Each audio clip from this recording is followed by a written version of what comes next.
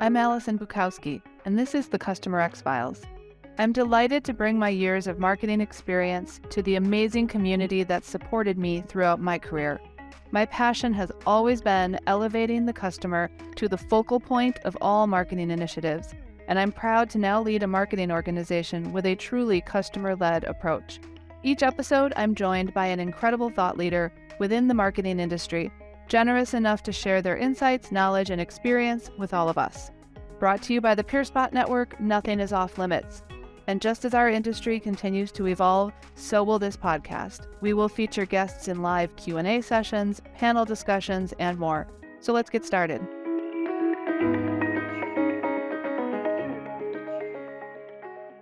Hello, welcome everyone. So today, as you guys know, we're talking about one of my favorite subjects, content, but we're not going to talk about just content creation today, but the actual consumption of that content and what we really need to do as marketers to keep that top of mind when we're driving a content strategy. I, once again, am lucky to have not one, but two amazing guests today. Matt Egan, an executive leader with over 20 years of experience leading successful editorial teams. He also is Foundry's first global content director. Matt, you're going to have to tell me about getting that title because it's one that I always wish that I had at one point. And Matt leads and supports Foundry's world-class teams of journalists in key markets around the world, is responsible for data, e-commerce, analytics, video, and content strategy. But perhaps, as you guys know, I'm always about people before professionals. Matt's also a kindred spirit. He has his degree in English and drama from the University of Hull. He's married, 2 children, and enjoys running. Matt will talk about whether that's away from the kids. We'll find that out here in just a second. And of course, Donnie Lerner, who is largely responsible for me joining the PeerSpot team. He's also PeerSpot's Vice President of Strategy. And for nearly a decade, Donnie has been driving innovation and growth at PeerSpot. He's responsible for enhancing existing offerings, but also developing new solutions. He fosters extremely valuable partnerships here at PeerSpot and specializes in working with enterprise technology marketing executives to formulate really strong go-to-market strategies.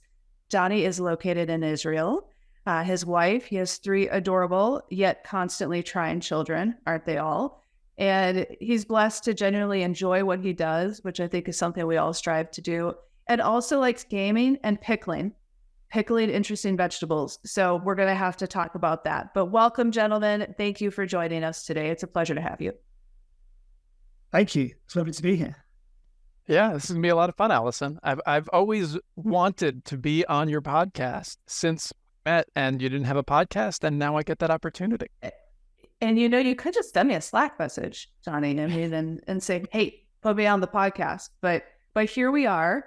And so, okay, pickling, which means food. We're going to talk about content and content consumption. But Donnie knows this. Matt, you're about to find out. I will work food into any conversation that I have. So today's People Before Professionals question is your favorite meal of all time. Like you could only eat it. That's it for the rest of your life. I'm going to start with you, Matt. What's your go-to? Well, this may be because of the pickles. But can I just ask a couple of supplementary questions? Like when we talk about favorite meal of all time, am I allowed to choose the time as well as the meal? I'll tell you okay, thank you. I appreciate that. I love food. I mean, I think about food pretty much all the time. I finish one meal, I'm thinking about the next. And therefore I could give you a different answer anytime you ask me that question. It could vary. There are some favorites, sushi, Mexican food, Korean barbecue. But if I can have any time, I'm going to take you back to the late 80s, the early 90s. We're in Yorkshire, which is a part of the north part of England. And the thing about people like me who grew up in Yorkshire is we believe we have the best British Indian food in the world. We have some challenges to that crown. And if I could be 18 again, I would go for the hottest vegetable curry, lots of chapati and naan bread, critically gallons of Yorkshire IPA.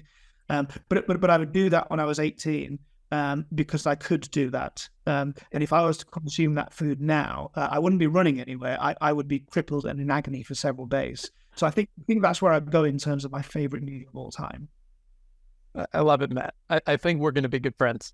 We would have pickles as well, right? So that's great. There can be pickle. I have to ask Yorkshire. So I have family there, and it's very rare that usually it's London. Everything is London. Like, well, there's a lot more to the country actually. Yeah. So, well, most of the people. It's funny because I was in a meeting earlier today when I was talking to someone who said, "Oh, well, I live in California, but I'm from New Jersey, right?" And this chap had been in California for 30 years, it transpired. I've lived in and around London for 25 years, but I will still say, if you ask me, and a lot of people in London would say the same thing, right? Well, I live in London, but I'm from. And I'm definitely from Yorkshire.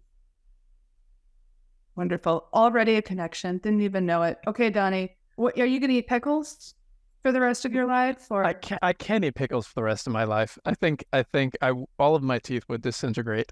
I'm not going to pick a meal. I'm going to pick a food, which I think should be part of every meal. I'm one of those people that thinks Parmesan cheese belongs on just about everything, and that I use other foods as a Parmesan delivery system. So I'm going to go with Parmesan cheese. Final answer. Final answer. I can hang out with my daughter. She puts it on with the microplane at home, and it's just always a block of it in the refrigerator. And she's a picky eater, so her foods are about 5, but parm goes on everything. So it belongs on everything. Matt, do you need to revise? Do you have a favorite cheese that you need to throw into the mix? Well, again, if I'm throwing back to being 18, it's all the cheese. And I think my doctor would tell you, no, I shouldn't have any cheese.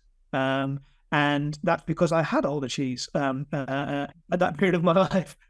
So again, no argument. But if I can go back to 18, I'm taking the Parmesan. I'm taking probably I'm going to take the most astringent, objectively awful blue cheese. I mean, I'm going to blow my head off with cheese for sure. Again, largely because it's got a kind of a Proustian rush, because that's not part of my life anymore. In a great deal.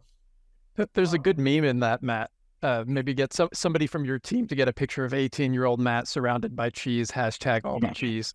All the cheese, exactly. Well, I'm from Wisconsin, America's Dairyland, and I don't like cheese. There, I've said it. I've said it. I don't. All right, Allison, I'm rethinking our friendship now. Sorry, I know. It's just it's not right. But fried cheese is a different category. That's not cheese, because when you fry it, everything is better. Cheese curds, mozzarella sticks, take your pick. I will answer my own question because that's only fair. But I am just on the heels of a trip to Florida, so I might be a bit influenced. But all the seafood, like all the cheese, all the seafood. So my meme will just have like piles of grouper and stone crab and stuff behind me. And if I may have a beverage, a classic martini, vodka, not gin, which has come up on this show far more probably than it needs to.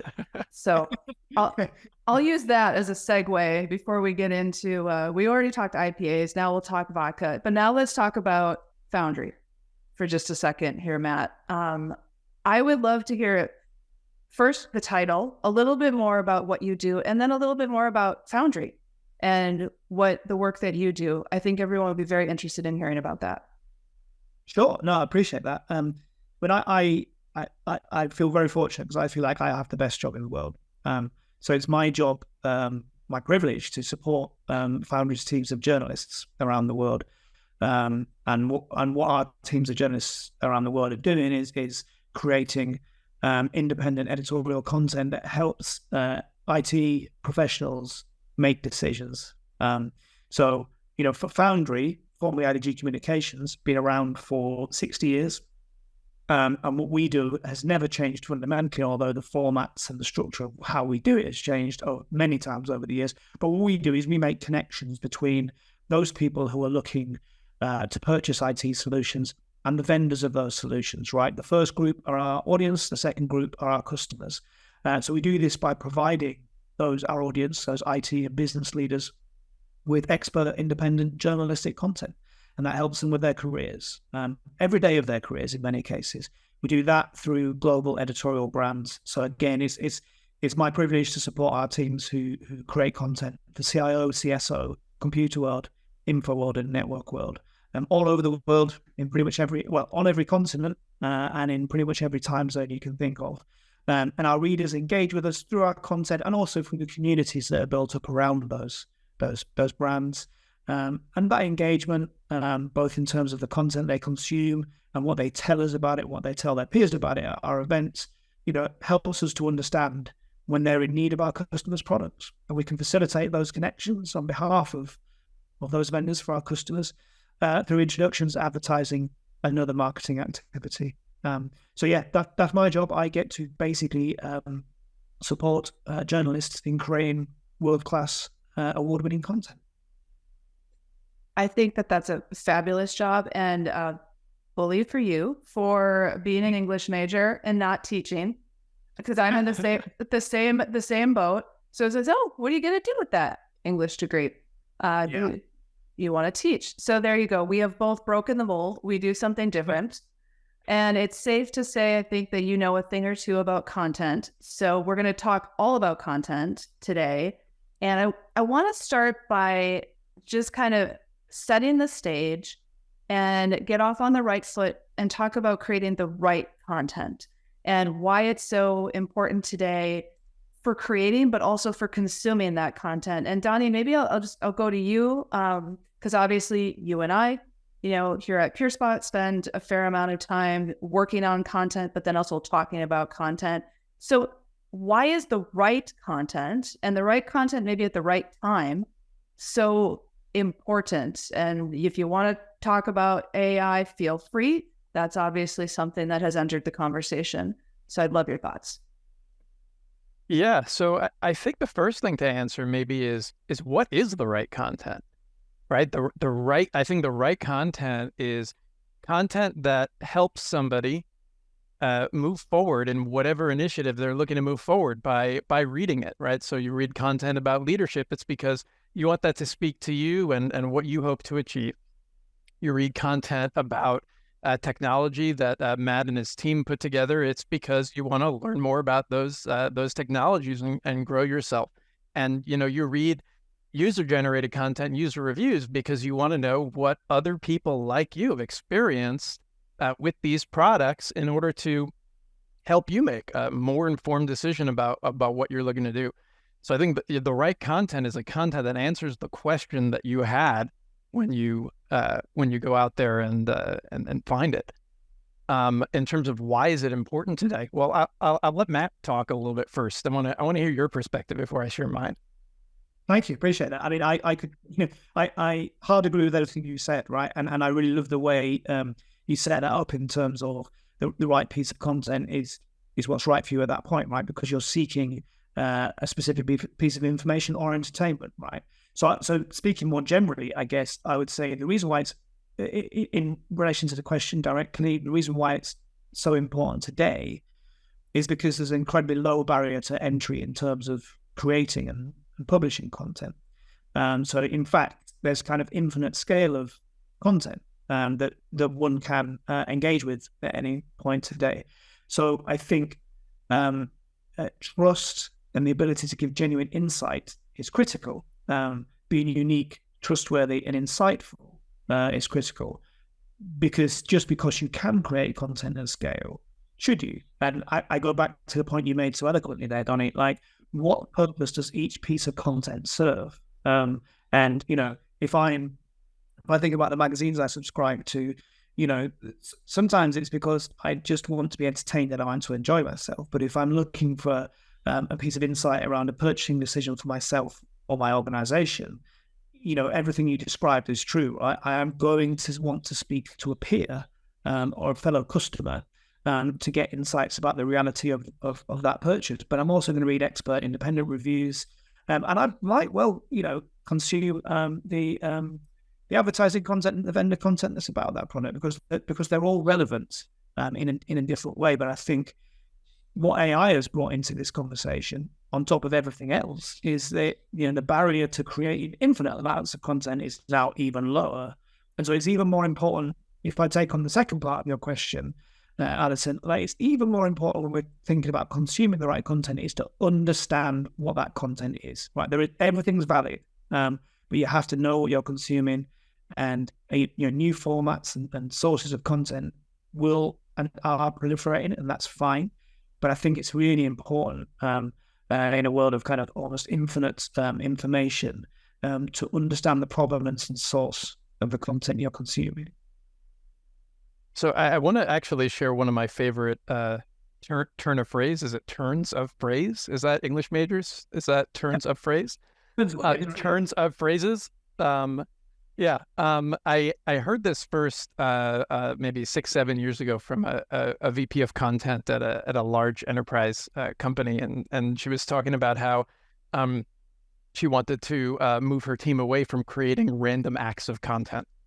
And I think it's a really great way of explaining both what, unfortunately, there is a lot of this in marketing, and what I'm afraid will be even easier to do, or rather more pervasive in the world of AI, is content for content's sake rather than content to achieve a goal, content to be helpful, content to genuinely educate and engage and interest and excite people to again help them achieve whatever goal they set out for. So I think one of the interesting things that I like about sort of help start this conversation, Matt, is I love the research that you guys put together on the different kinds of content and what tech buyers want versus what marketers are creating. Yes. I'd love to hear a little bit about that, or we can talk about that for a second, Alison, if you don't mind. No, I think that's a great, I was going to bring up the audience in this, this conversation around the right content, the right time. It's the quality versus quantity argument, but it's also about who's consuming it and the audience. And I think with that, Matt, to your point, the evolution of AI and content creation, audiences are going to become a lot more savvy. Might I go and say they may become a bit more cynical and critical as well of the content? So I think that Donnie's question is a fair one. So go for it, Matt. Yeah. So, just picking up on a couple of the points Donnie's made, like before we get to the research, it's again, funny enough, I was in a meeting earlier today where we were talking about with a customer, talking about kind of selling to, as we do, to two types of customer, right? Often the same time, the CMO and the CRO, right? And most of the time with our customers, they have the same goal, but sometimes they don't.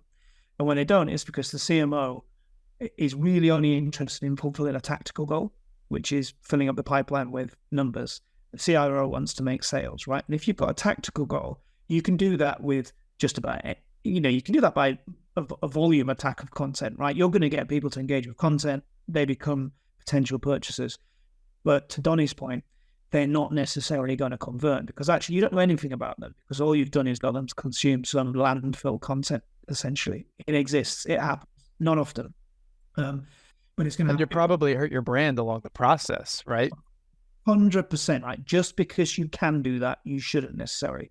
So when we think about the research, what's really interesting is it kind of makes sense, but like we know that specifically as it relates to our business and to IT purchasing, there's a whole group of people. There's more than 20 people involved in those purchasing decisions. Actually, there's more than 20 roles involved. Like a huge enterprise, multiple people will have those roles. And each of those people is consuming multiple different pieces of content.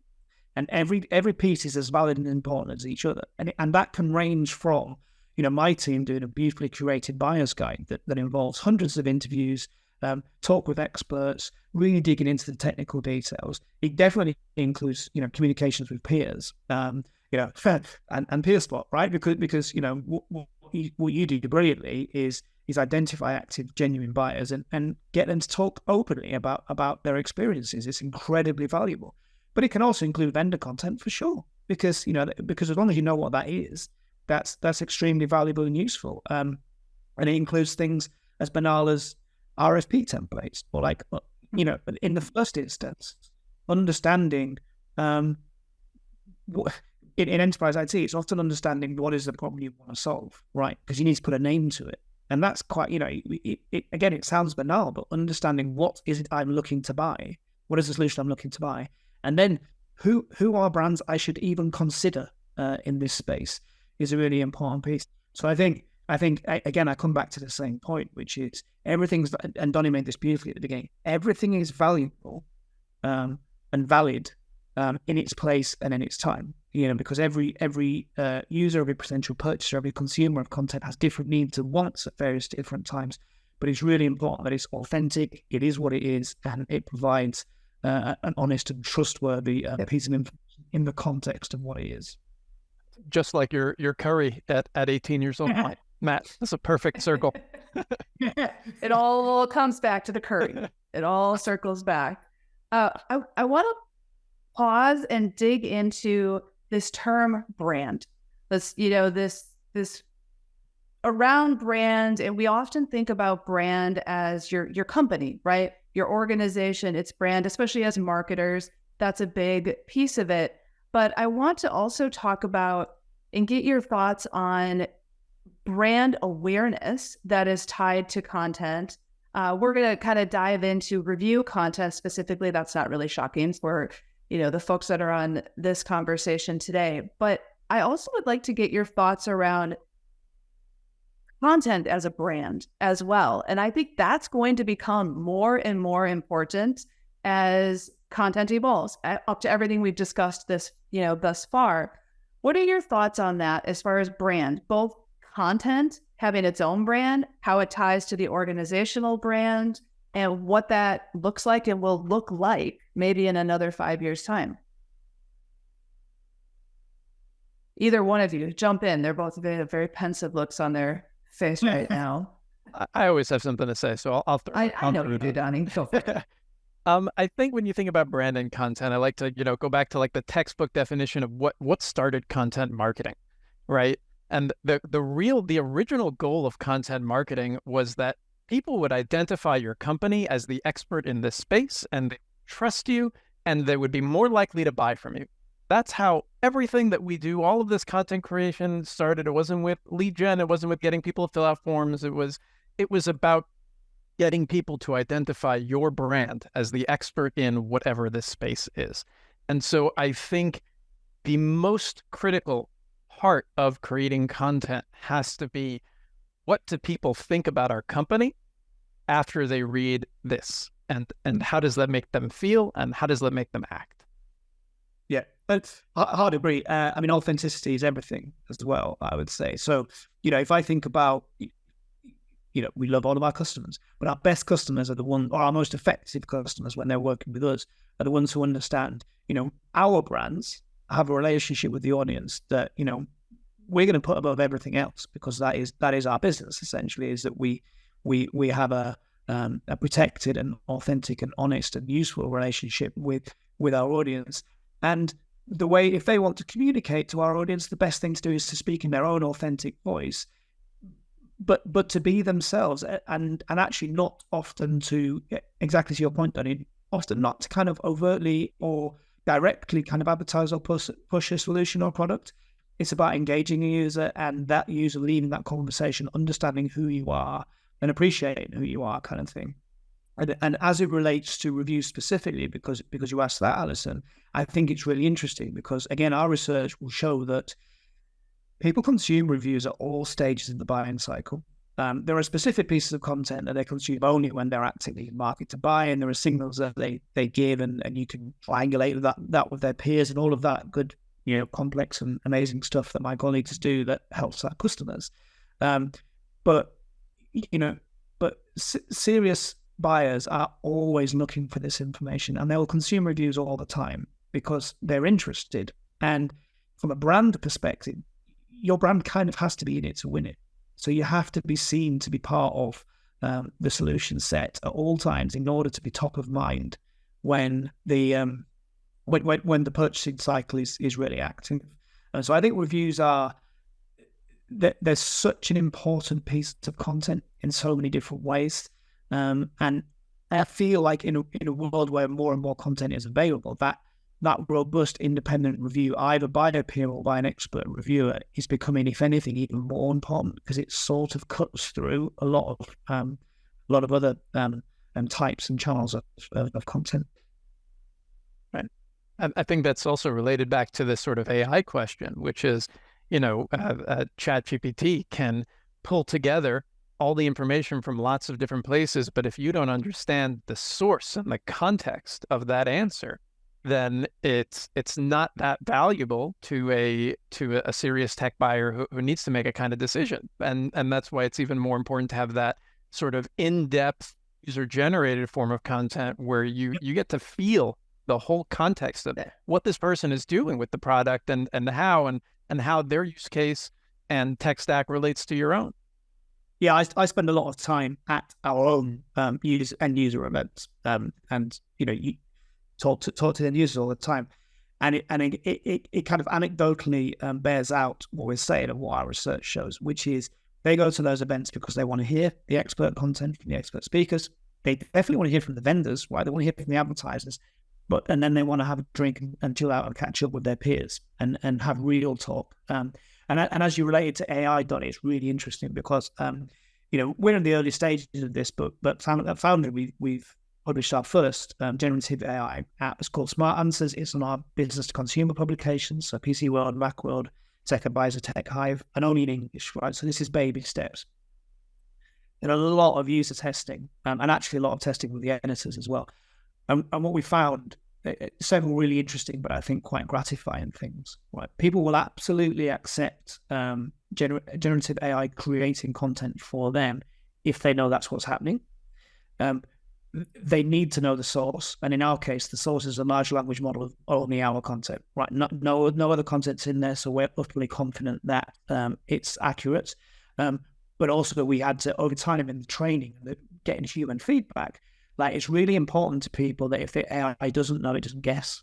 And so that we got so much more kudos and repeat engagement for it returning an answer saying, I can't be sure about the question you're asking. And then what's really fascinating is it does transpire that, to go back to your previous or original point about all types of different content and for different people at different times, we can see very clearly people come to our publications to read long discursive articles or to read news articles, and they read the whole thing, or they consume podcasts or videos. Now with our Smart Answers app, which again it's a very small launch that we've done, we haven't promoted it particularly.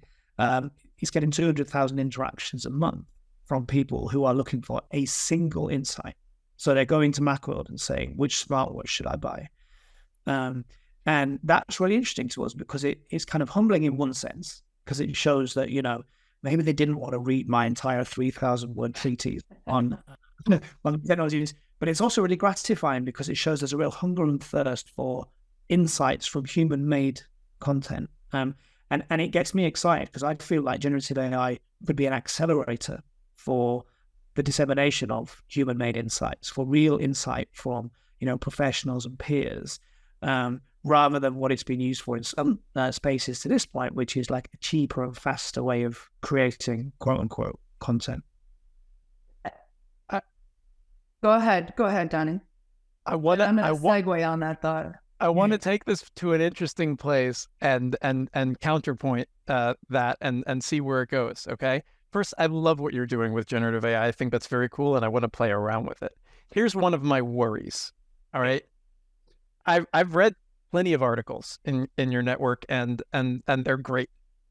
I worry that what we're doing with AI is going to be condensing down part of the human experience to question, answer, rather than the age-old best medium of storytelling. Yeah. And so on the one hand, I'm excited by AI being able to easily probe thousands of articles to find, sort of the best answer to a question.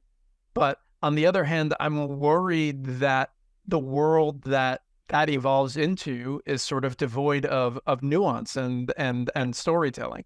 And so I'm curious, as the content czar of Foundry, what are sort of your thoughts about that sort of that natural challenge? I also worry about that. But I see this as a very important kind of inflection point, but it is on a continuum, right? And so if I think back to when I first started working for Foundry, IDG Communications as it was then, I was a copy editor on a magazine. My role and the publication and the medium were defunct within like 18 months of me starting. And yet people's desire and need to consume content in multiple different formats has, if anything, only grown. So I do worry about that too. But I also think it does speak back to your initial point, which is that it's about the person, what they need, the moment, and the time. So one of the things we have trialed, and this is very much not in the public space because it's not ready for it, but I'm happy to talk about it, is user-initiated ways of consuming content. Both so Smart Answers takes all of our content, but at the article level. So I'm interested in what is in this article, but right now I want to consume it as a summary, which kind of speaks to your fear, right? Or even as bullet points, which can be done. But also maybe I want to consume it as a podcast, and I don't mean a text to speech.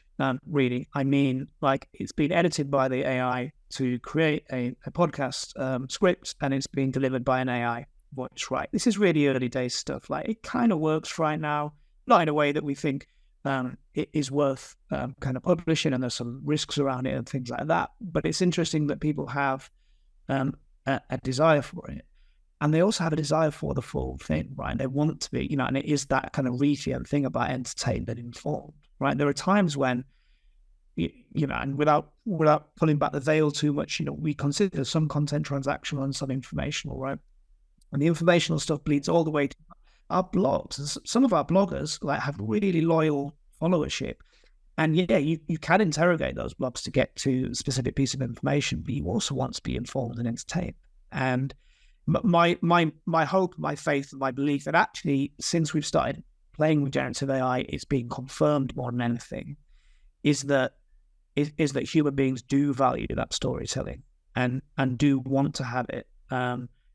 In the same way as magazines do still exist, it's just that the job I had when I started at PC Advisor was, we published reviews of desktop PCs, and we had a letters page where people would write to us, and the earliest they could read the reply in the magazine was 2 months later. Right, that's a different methodology, right? That's working anymore.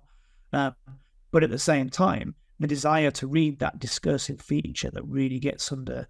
Actually, the other example I would give is case studies, which we do a huge amount of, and they're kind of with there are sort of version of your peer reviews, right? They are curated, a journalist speaking to lots of different people and really talking about, the journey that an organization or an individual has gone on.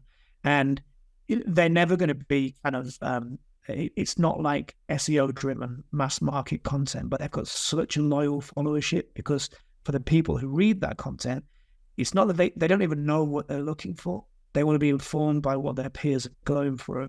And I don't see that going away. In fact, quite the opposite. It's just everything in its right place. Right?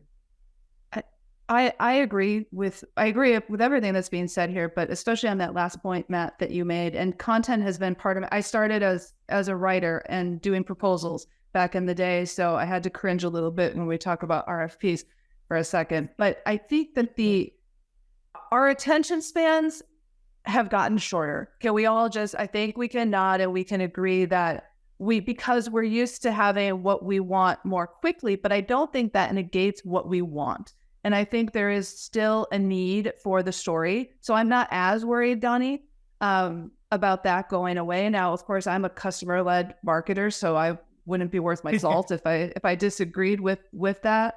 But I think it's still a craving for the human experience. And Donnie, you said something very smart. You said someone has to feel and they have to act.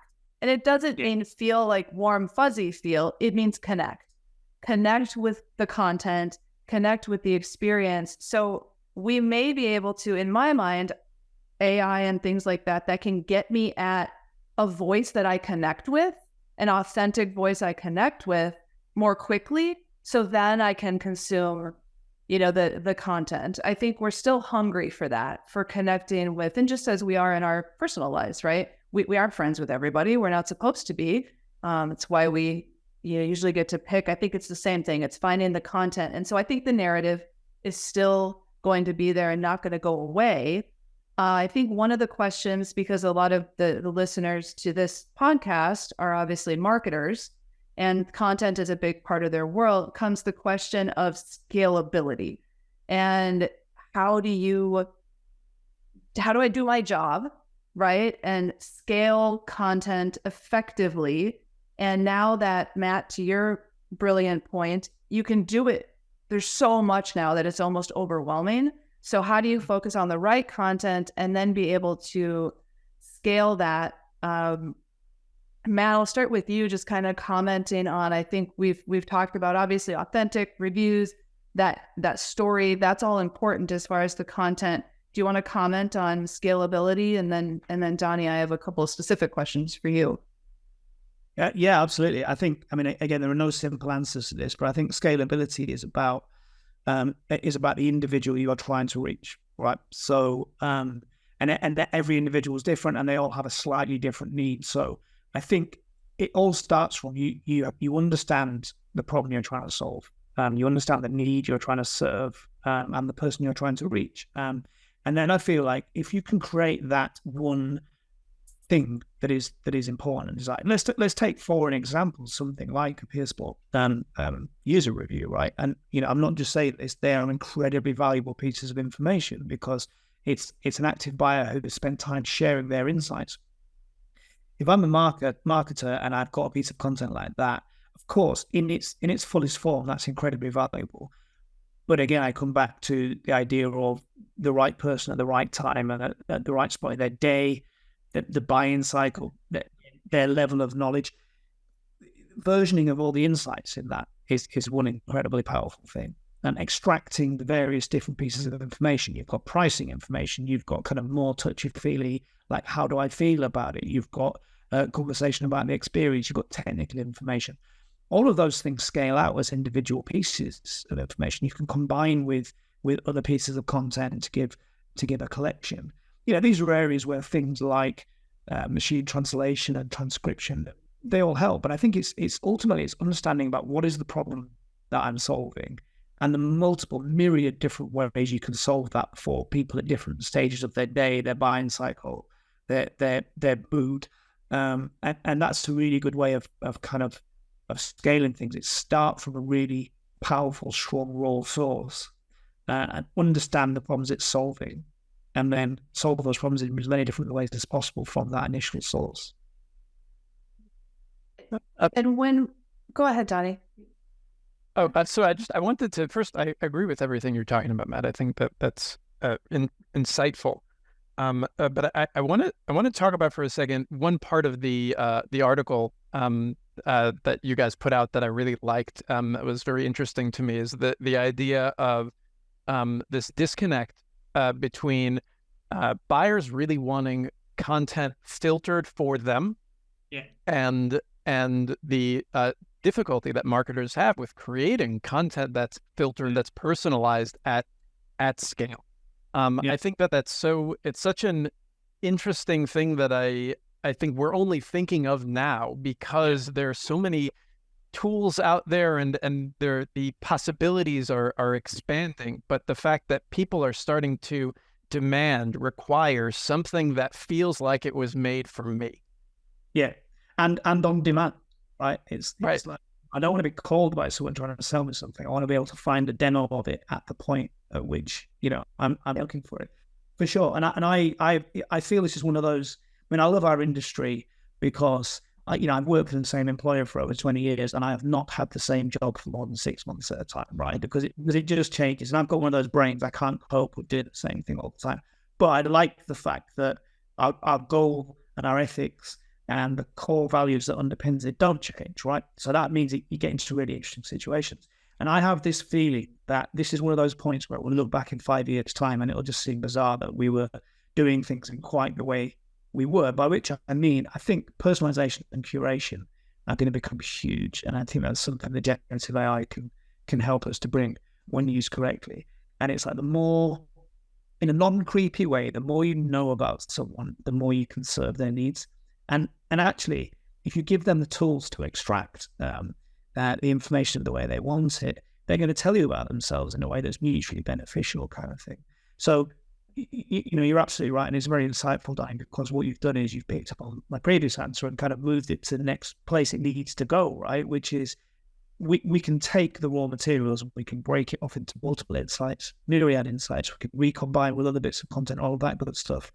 It becomes meaningful and exciting and useful when individuals are able to do that, or we're able to do that for individuals in a way that's like taking something at scale and making it meaningful for the individual. And I just have this feeling that that's going to become like a huge part of all content consumption. I don't think that's going to be optional for too much longer, because it is what is expected. Just as I mentioned about our attention spans are, getting shorter, but we also expect to have something that is personalized. And if you aren't personalizing it, if you aren't hitting me where I am, to your point, Matt, whether it's a buyer's journey or how I feel on a Tuesday at 3:00 in the afternoon, I can move on, right? And Donnie, I still remember you and I sitting in Boston a couple of years ago. It was over lunch, of course, because it's food. We had Mexican food that day. I remember these things. And we were talking about, I'm a marketer. You were picking my brain and asking me at the time. And I said, man, I'm asked so often from sales, from a customer success team, and the people listening are nodding right now that, hey, Allison, I need this and I need it tailored for this particular industry, or I need it for this particular persona. I mean, that is eat, sleep, breathe marketing content. And I'm sure, Matt, you remember the back in the day when you were also asked the same question. And Donnie, you and I kind of talked about this, and it's like, how do we do that? That's what we need to be able to do.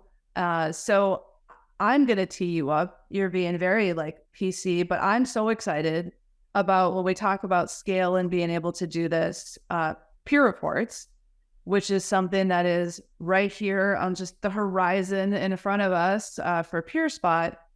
I'll let you have that thunder, and will you just talk a little bit about what that is, and then we can talk about why it matters. All right, sure. So peer reports is my baby.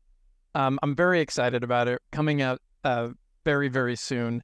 It's this powerful content engine that enables marketing and sales teams to generate high-performing, customized reports about their products in seconds, all based on user-generated review content. So the reports can be customized to 31 different industries, verticals, company sizes, many different topics within the reviews, and all this can be done programmatically at scale. It's all just based on what real users are saying about your product. So we want to sort of put this in the hands of not just marketers, but every different role in marketing and every different role in sales, and allow people to take that voice of the customer and share it with their customers, their prospects, whoever they're talking to, at scale in a personalized way, without sort of the risks that come with that generative AI, like, oh, is it going to make something up right now? Well, it's not, because this is all based on what real users are saying about your product. So I'm really excited to be able to start delivering that next level experience to buyers throughout the buyer's journey.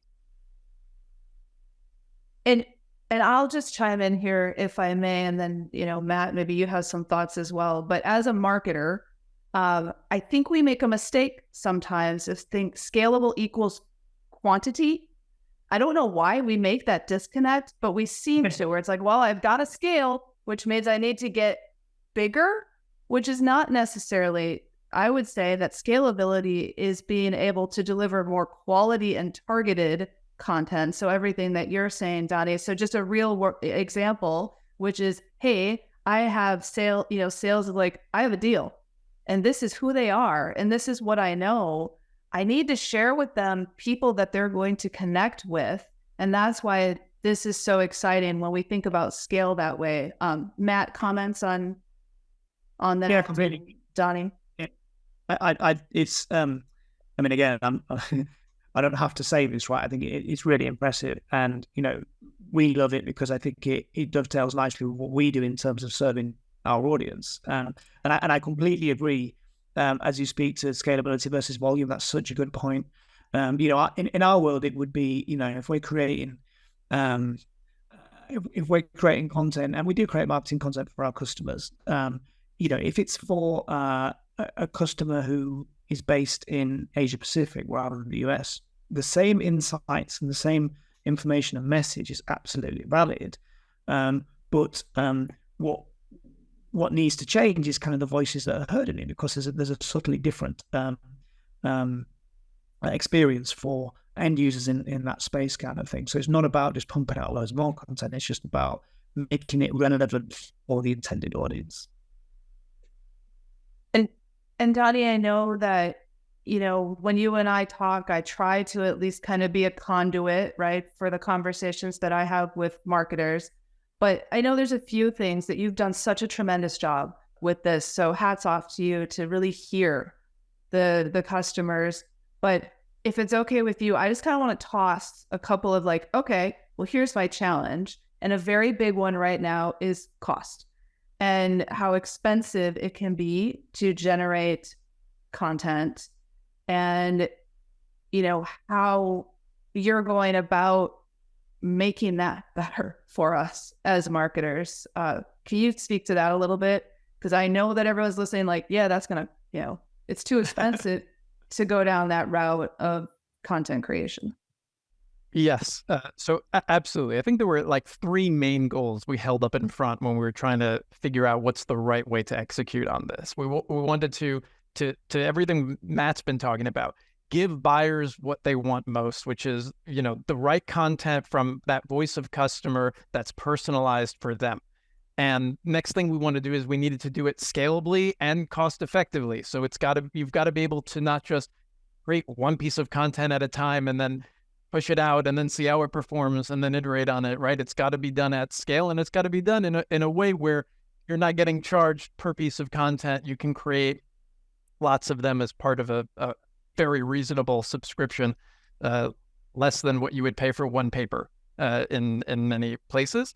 And then the third thing is help people grow their organizational impact, right? And this is something that I know is near and dear to your heart, Allison. We talk about, I feel like every time I talk to a customer marketer, a customer advocacy professional, to talk about how much amazing content that they're creating straight from their customers' mouths, and how difficult it is to get all of the different teams within the company who could use that content and who could really benefit from using that content to use it effectively. And so we wanted to build this in a way to sort of help take that raw baseline of these amazing customer interviews and scale that out to all the right people in the company for their needs at the right time, with really, really sort of low overhead, no training, a few clicks and you're done. And that's sort of the vision of what we believe we've achieved, but we'll also get better at it over time.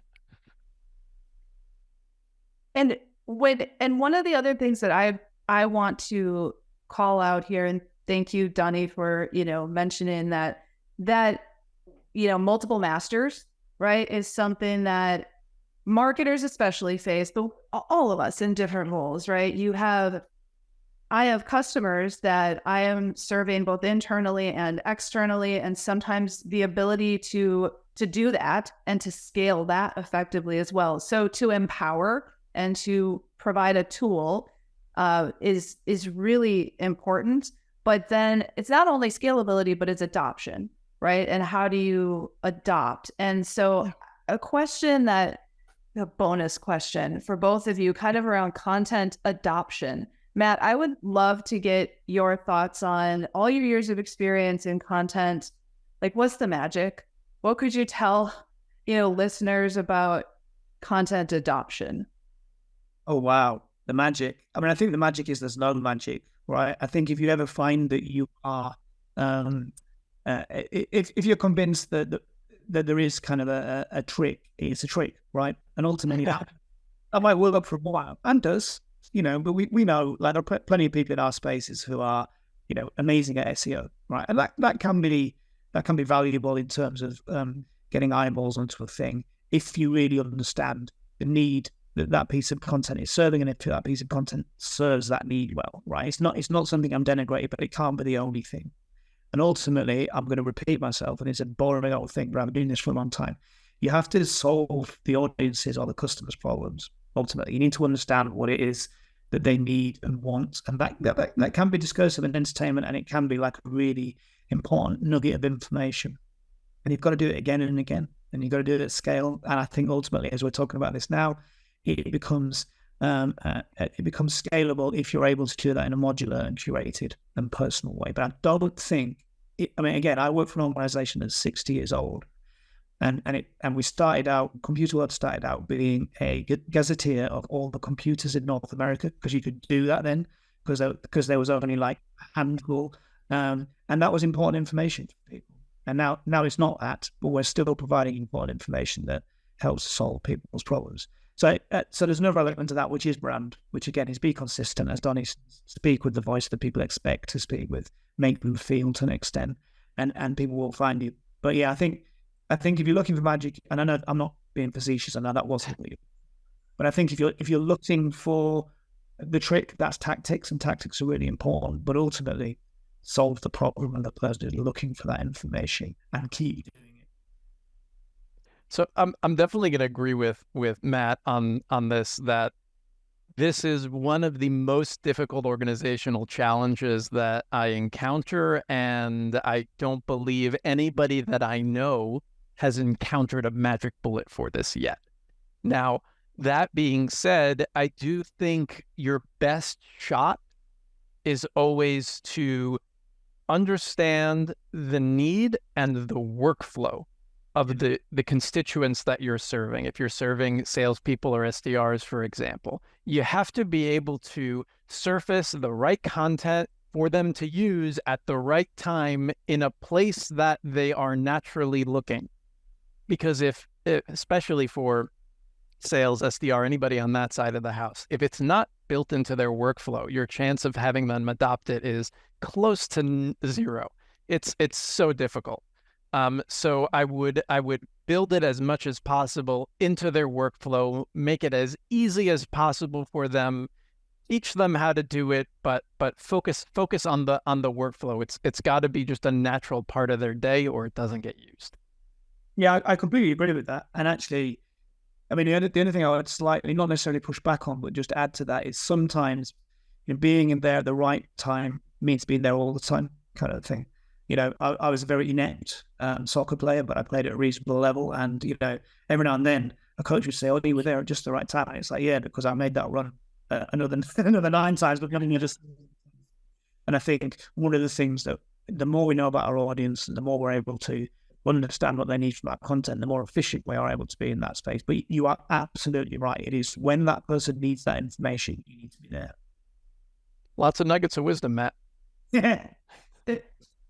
Well, Matt will find out, Donnie, you already know. So if I'm looking over, you should see my notebook. I'm still old school, and I have a notebook, and I write down the nuggets, and I capture them for when we're going to talk about this episode. And there has been so much, and we could probably talk for another hour if we had the time available on this particular topic. So, before I say thank you, and it comes with a huge thank you, I think that there is so much here about content, the type of content, how people are consuming the content, how content can be your brand, how content relates to an empathetic experience, tie in those two together, and why that voice of customer, well, we are going through a huge evolution. And Matt, you said something, earlier a couple of times that it's different, but the same. Yeah, it's kind of, I'm taking away that we're going to constantly have to be there, right? You got to be in the right place at the right time, but at the heart of it, much has stayed the same. We just have to work within how the landscape is changing. So this has been an amazing experience to have both of you here to have this conversation. Anyone have any? I usually ask for best piece of advice, which I guess could be for marketers, it could be for life in general, but any parting words of wisdom that you'd like to share with the listeners? I'm just curious if there's any Indian restaurants that also serve Parmesan, so Matt and I can go grab lunch sometime soon. Yeah, I mean, and I was just going to say, listen to podcasts. You listen. There you go. Parmesan and curry is the question mark. That's the big question coming out of the episode. Listen to podcasts with an exclamation point, after it. And to everyone, thank you so much for joining us. Donnie's always got another thought. Okay, Donnie, go ahead. I just want to throw out a plug. We're building this now, and it's launched and it's great, and we started a beta. I want people to reach out to me to get access to the tool, play with it, give feedback, help us build that next generation and make the next generation experience even better. Donnie, D-O-N-I, @peerspot.com, or connect with me on LinkedIn. I just want to talk to people about this stuff. It's so much fun for me. And thank you so much for giving me the opportunity to do that, Allison. Matt, this has been an absolute pleasure. Yeah, me too. Thank you so much. Really appreciate it.